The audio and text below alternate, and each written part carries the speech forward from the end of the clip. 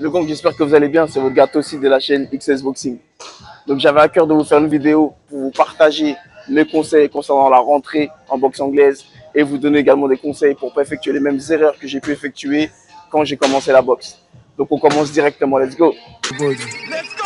Pour ceux et celles qui ne me connaissent pas encore, je suis aussi, ça fait maintenant 15 ans que je ne quitte plus les rings de boxe.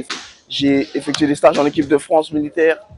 Je suis passé dans le monde professionnel il y a maintenant 3 ans et j'évolue aujourd'hui à l'étranger, sur Dubaï, pour ma carrière professionnelle.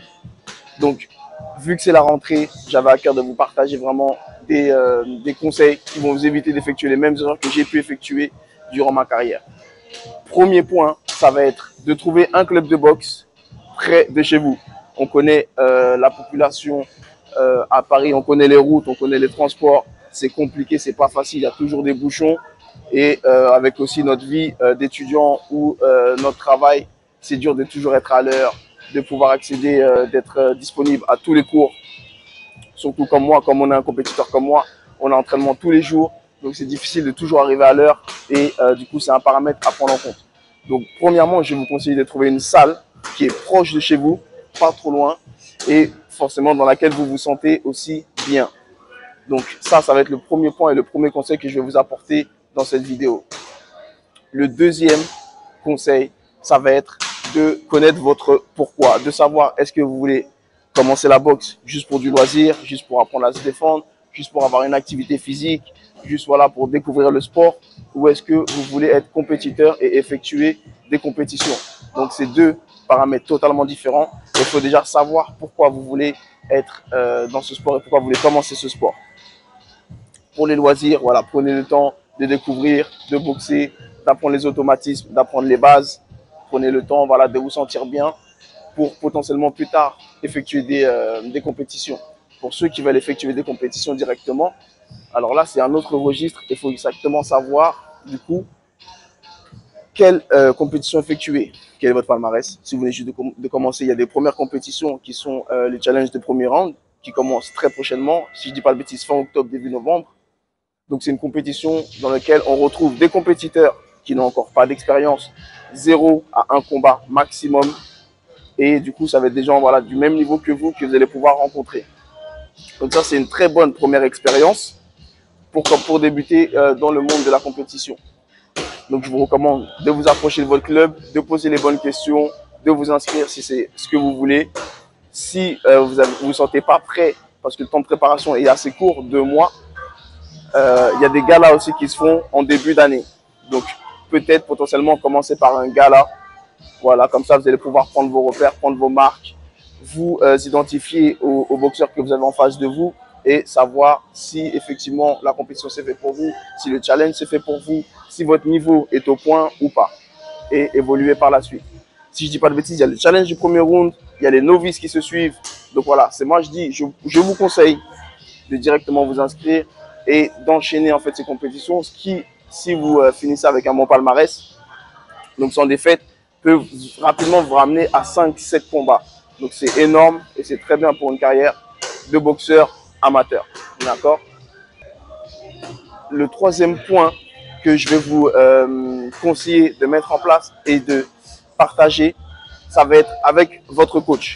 Il est très important d'avoir un bon coach, un coach à l'écoute, un coach avec lequel vous faites le point pour lui partager vos ambitions, votre projet, votre destination. Donc, n'hésitez pas à l'asseoir au début de cette saison, de prendre le temps en début d'entraînement ou peut-être en fin d'entraînement, de lui expliquer voilà mes objectifs.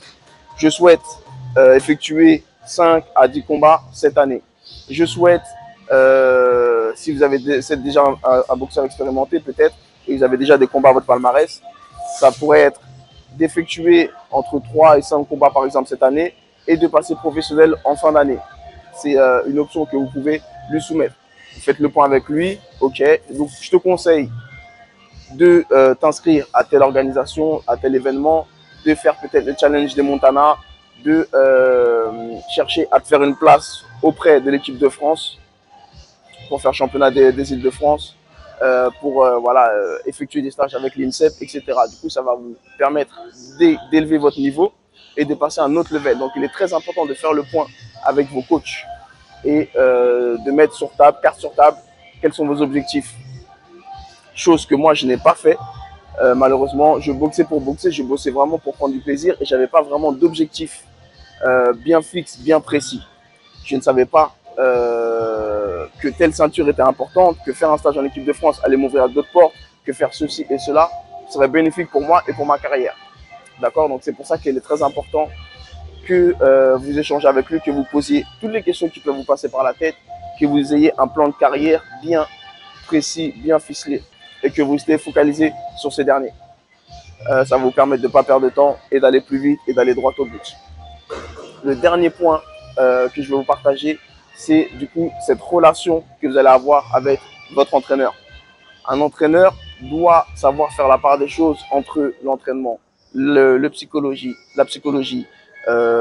les objectifs, vos points forts, vos points faibles.